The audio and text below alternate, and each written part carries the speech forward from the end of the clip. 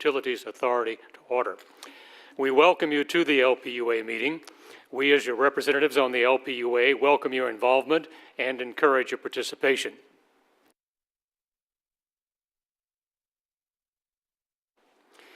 This meeting is a public hearing. If you wish to address the LPUA on any item on the agenda, please fill out a blue Request to Address the LPUA form, noting the agenda item number. The blue form is available to you in the foyer, and you should submit it to the Council Clerk, Ms. Veronica L. Williams, seated to my left in the middle, prior to the call of the agenda item. It's important to fill in the blue form completely and note the specific agenda item number about which you wish to speak. If the card is not legible to the clerk, you will not be given the opportunity to speak. If you have materials you wish to submit to the LPUA, please give those to Ms. Williams along with your blue form. In an effort to allow everyone an opportunity to be heard, the 5-minute rule will be in effect. Speakers shall refrain from debating, personal attacks, and from making confrontational or derogatory comments. I'm requesting that the first row to my left be used for media only. Food and drinks are not allowed in the auditorium, and all phones and electronic devices shall be silenced from this point forward. I'm also requesting that anyone who approaches the LPUA state their name and title for the official record. Meeting procedures are by resolution and not by Robert's Rules of Order. Documents, including agendas, ordinances, resolutions, and minutes related to this and other meetings, are posted online at LafayetteLA.gov, or you may refer to the web address on the top of the agenda. I, as chair, have no announcements. Any announcements from the membership of the LPUA? Thank you. Moving on to the executive and mayor president's report. Anything, Mr. Dion? Thank you, sir. Now we have comments from the public on matters related to LUS. And I understand we do have 2 blue cards.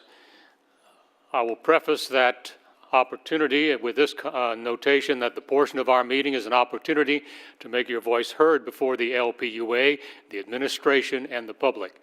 This is the time to speak about LUS topics that are not included as agenda items. As I noted earlier, requests to make comments specific to an agenda item should be made prior to the call for that agenda item by completing a blue Request to Address the LPUA form for each agenda item you wish to address, with that agenda item number noted on the blue form. Also, we request that all matters regarding specific LUS employees be directed to the administration and that it not be addressed at this public forum. We, as the LPUA, have a concern for the privacy and the protection of government employees. With that said, however, if your concern is not resolved in either an expeditious or satisfactory fashion, there are other avenues which can be pursued, and we ask that you follow up with the council office. Also, confrontational statements and/or threats will not be tolerated. We ask that you conduct yourself in a civil manner and with the same courtesy that you would expect of others.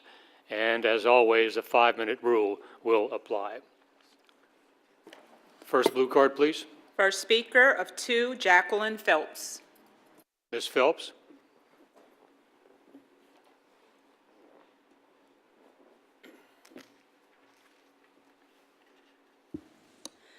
Good afternoon. I am Jacqueline Phelps. Welcome, ma'am. I would simply like to speak to the Commission about, I understand most of our electricity is generated from coal. I think it's high time that we investigate the use of solar energy in Lafayette. Prices have come down, capacity has gone up. Certainly, we do not need the pollution from the burning of coal. Mr. Mahan, who is right here, will have a lot more information on that, but I do urge you to at least consider it. Thank you, ma'am. And we'll be addressing that particular issue a bit more specifically during our council meeting at 5:30. Next blue card, please. Simon Mahan. Mr. Mahan.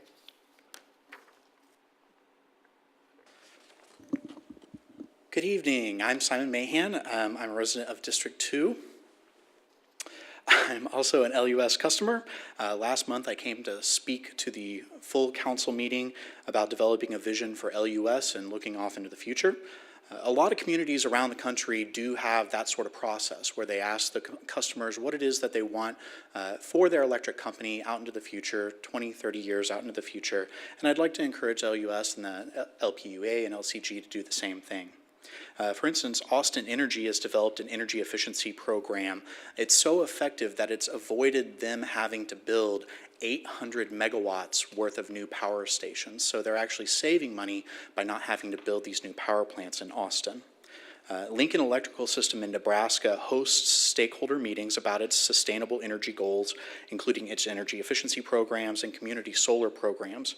They get at least 48% of their electricity from renewable energy resources, and they're actually hosting a meeting this Thursday in Lincoln, Nebraska, if you can make it up there, regarding their integrated resource plan for the community members to kind of let them know what the plan is for the next future and to get feedback from them. San Antonio's municipal electric utility is investing additionally in rooftop solar as well as utility scale solar. Their company is called CPS Energy, and they have contracted for nearly 500 megawatts of solar power. That's actually more power, more capacity than what Lafayette normally needs on a typical day. Chattanooga actually offers energy efficiency workshops to learn how to retrofit your house and where to buy energy efficiency upgrades. Springfield, Missouri, which is where I actually went to school for college, recently installed a fairly large solar power system. At some point, they were also purchasing wind energy out of Oklahoma and Kansas.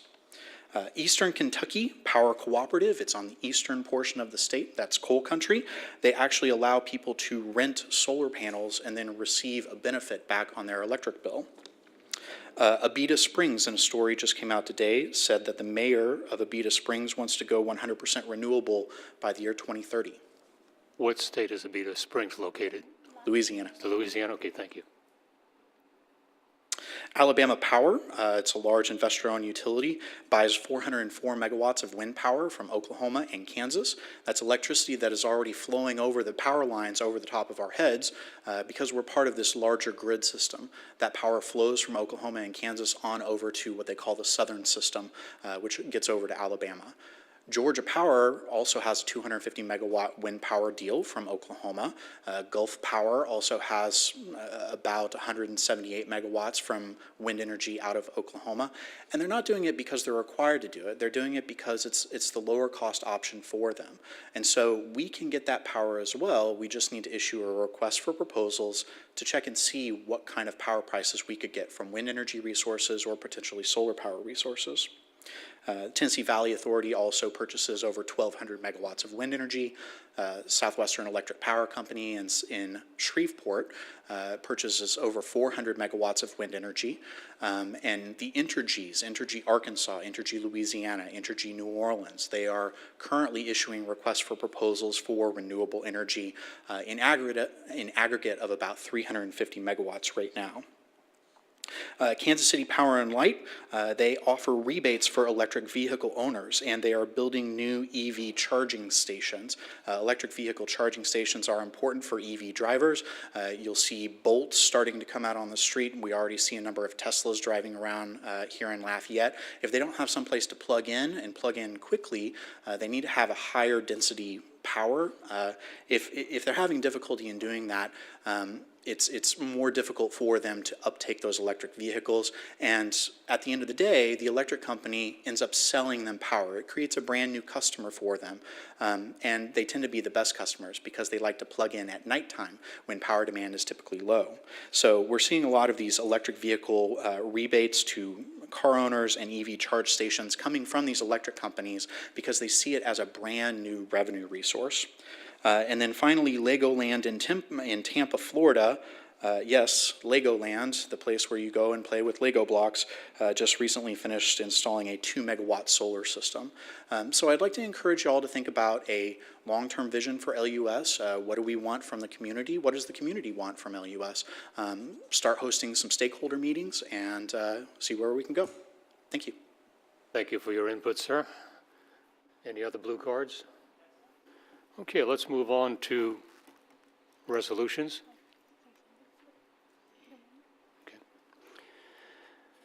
This is the public hearing, and blue sheets are available for anyone wishing to address the council. Again, the 5-minute rule does apply. Jeremy, would you read the resolution, please? Hang on just a second, Jeremy. Let's get it backwards. There you go. Now try again. Resolution Got your name 4, correct this time, right? Yeah. Resolution 4, 2017 LPUA, a resolution of the Lafayette Public Utilities Authority establishing rules and order of business for the Lafayette Public Utilities Authority. Motion by Ms. Hebert, second by Mr. Boudreau. Do we have any LPUA discussion? Any blue cards? Call for the votes, please. District 3, Yes. District 4, Yes. District 6, Yes. District 7, District 8. Motion is approved. Next resolution, please. Resolution 5, 2017 LPUA, a resolution of the Lafayette Public Utilities Authority approving the extension of sewer service outside of the corporate limits of the city of Lafayette in accordance with Ordinance 30, 2015 LPUA, 1305 South Hugh Wallace Road. So moved by Mr. Boudreau, second by Ms. Cook. LPUA discussion. Blue cards. Call for the vote, please. District 4, Yes. District 6, Yes. District 7, Yes. District 8, District 3. Yes. Motion is approved. Quickly going back to the first resolution that we approved, we'll have more discussion on that during our council meeting, but effectively what it does do is provide an opportunity on a regular basis, the second meeting of every month, for the general public to comment on issues that are not on the LPUA agenda. First introductory ordinance, please, Jeremy. Ordinance 1, 2017 LPUA, an ordinance of the Lafayette Public Utilities Authority authorizing the Lafayette Mayor President to accept certain property described hereinafter for the purpose of operating and maintaining the necessary sewer lift station and treatment plant facilities. Motion by Mr. Boudreau, second by Mr. Lewis. Any LPUA discussion? Any blue cards? Call for the vote, please. District 6, Yes. District 7, Yes. District 8, Yes. District 3, District 4. Yes. Motion is approved. No other business before LPUA. We are adjourned.